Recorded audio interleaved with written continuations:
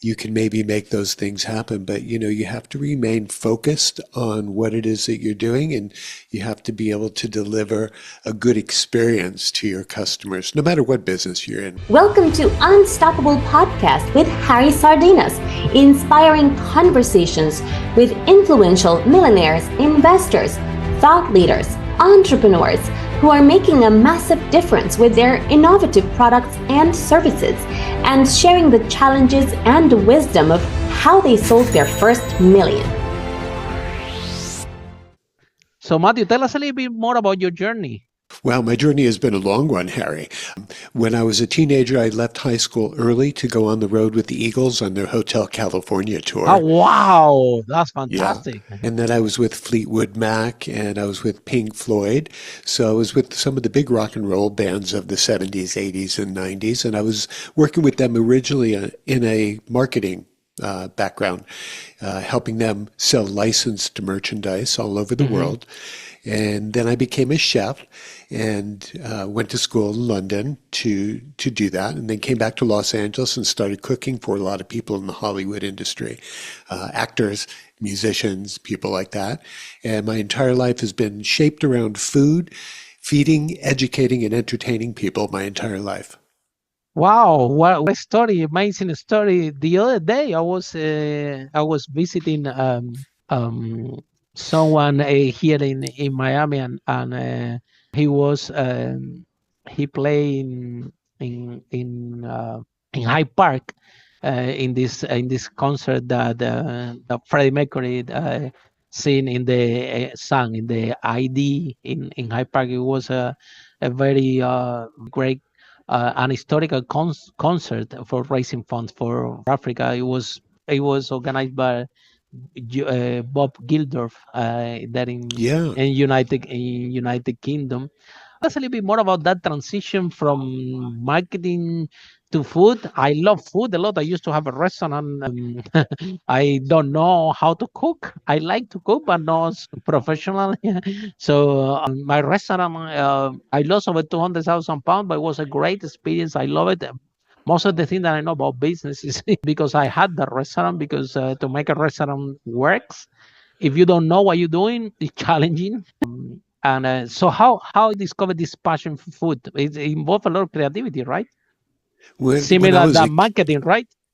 Yeah, when I was a little kid, I used to follow my mom around the kitchen, and she was the one who introduced me to food and flavor and aroma and architecture and color and all the things that kind of are behind the scenes of making something that tastes delicious.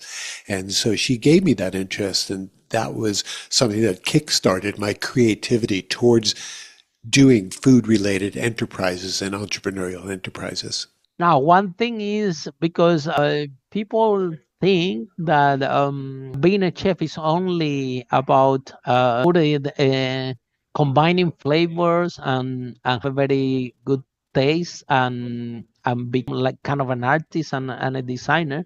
But it takes way more than that to be a chef, because well, my first job in London, when I arrived to London, my English was not good. So my first job was as a room service attendant and I used to remember to see the chef there, and the chef spent most of his time in the office, because in order to have all the food delivered with quality to people from the hotel. If you have events with 2,000 people, well, 2,000 plates of food has to go out at the same time, and this is a very complex task to do.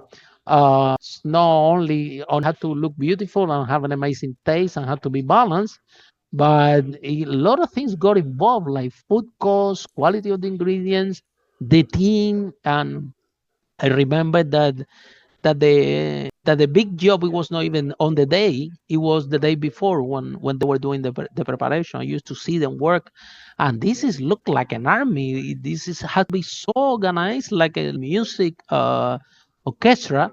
Otherwise, there is no way that you can put 2,000 plates of food at the same time to anybody.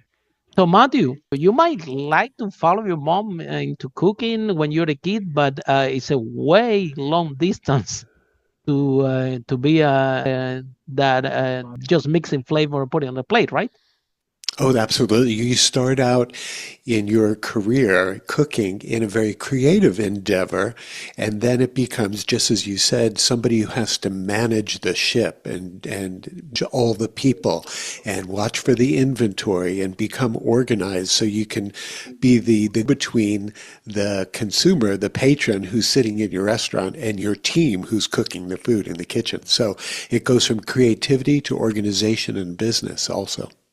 And then operating a successful restaurant, it comes more complexity to it. I remember, this is true story from my own restaurant, that I have clients there that one time a couple came and I told them, guys, you haven't been here in this restaurant for 6 months. What happened? You didn't like the food? Someone didn't treat you well? What happened? And they told me, no, Harry, the reason why we didn't come for the restaurant in 6 months is because last time we went here, we have an argument. And I'm thinking, wow, this is tough business to be, because you see, no, is the customer is not retaining, not even for something that have nothing to do with you.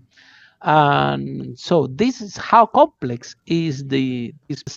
In fact, every time that I see restaurant owners, I'm telling them, man, if you're making money in restaurant, you should do it. You will be amazing doing all the businesses, because you really need to love food, honestly, to own a profitable restaurant, because as business, and I several businesses, from property, real estate, from career advice, English school, you name it. By far, the restaurant was the business that, for the business itself, is more complex. The reason for that is because exactly what we're describing today. You have food costs, number one.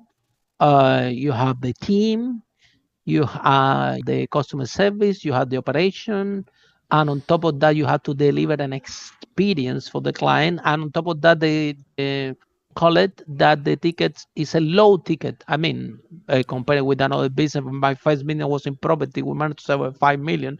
So imagine, when you are in property, if you sell a house or rent, you're talking about, you find one client and spend with you, I don't know, 900 pounds, 900 pounds a month.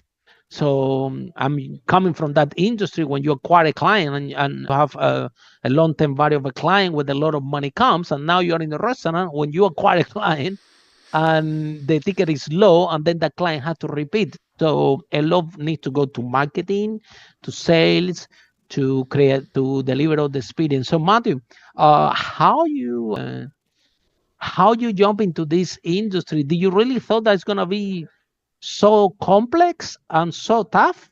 Yeah, well, that was part of the education and the training. So you learn that you're going to have to be more than creative, and you're going to have to become a taskmaster. You're going to have to be able to handle your groups. There are a lot of personalities in the restaurant business, and a lot of elements, and everyone kind of knows that restaurants have a very, very failure rate. So you have to do almost Absolutely. everything right. Perfect. You have to do almost everything right to be able to get to a successful place. And that's why, aside from publishing, restaurants are the next business that feels so high I agree so with you often. 100%. A But lot it's of an people act of say, let's love. open a restaurant. The people say, okay, let's open a restaurant. You see, oh, let's open a restaurant. We should open a restaurant. And I'm thinking, you guys don't even know what you're getting into. That's right. This is Everybody everybody who can go make to a one restaurant. dish. Yeah, everybody go to a restaurant, eat the food, see the full of people, and everybody think that this is easy. I can do it, and boy, this I have a dream. I luckily that all the dreams that I have, I use for it. Yeah, and somehow, because I love food. Don't get me wrong. Yeah, as you can see, I'm a little bit chubby. Yeah, I love food. I love it, and so I think that I this restaurant in London, in Brick Lane. I love Brick Lane. And look, let me tell you a story. What I did, I call it. Look, in my, I didn't have any clue what I was doing in Brick Lane. It used to be. I mean, I'm talking about 16, 14 years ago. Brick Lane was the spicy restaurants food there, right? So I thought Oh, that was a yeah. good idea. I thought a good idea to do a Spanish tapas halal restaurant, yeah, to bring variety to the street, yeah. Right. Instead So of just Indian restaurants. absolutely, yeah. I want Right. to bring something different with the community. Imagine that I didn't have any clue what I was doing. I call it Harry Spanish Tapa. I should call it Lola or Pepe. That's how you call the Spanish restaurant. No, because I didn't have any clue. So I call it Harry Spanish Tapas. And when we started the operation, from designing the menu, that was already complex because the food has to be halal, so they don't eat pork or alcohol. Thanks God that the Spanish food or the Spanish culture is so that's many different dishes that we Hmm. easily could accommodate that.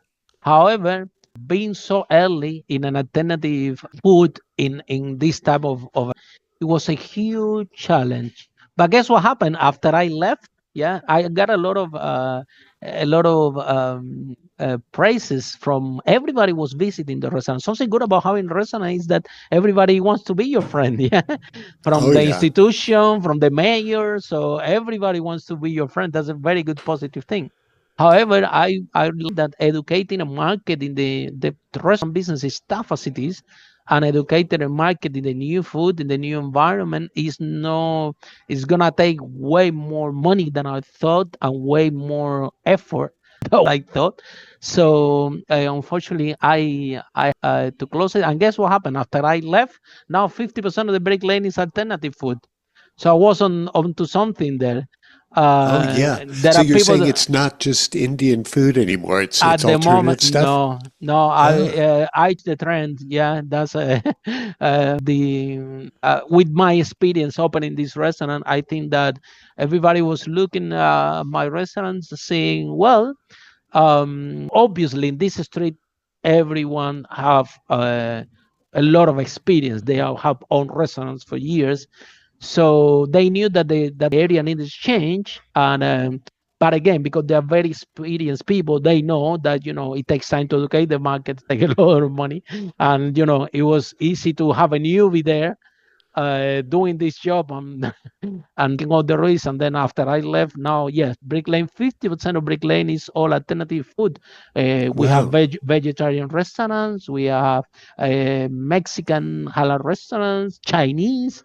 The restaurant that I used to have is now a Chinese restaurant. It's no spicy restaurant. So it's all now balanced out 50-50. So Matthew, that passion to run an operation as a restaurant, that on top that you have to deliver the experience. I remember I put a lot of posters of Almodovar because when people jump in, I had to create the experience that people they are in Spain as they open the door. So what have been your challenge? Because the creativity when you have a restaurant doesn't stop in the plate. It has to have to do with the environment, from the way that you design the menu to the environment, the decoration. So how you get so creative, and where do you find magic and love in all this? So many elements, Harry, have to come into play and they have to work together. Synchronicity is a difficult thing to make happen, but it is going to develop over time. If you're fortunate and you have a little bit of good luck, you can maybe make those things happen. But you have to remain focused on what it is that you're doing, and you have to be able to deliver a good experience to your customers, no matter what business you're in, whether it's the restaurant business or Mhm. banking or real estate.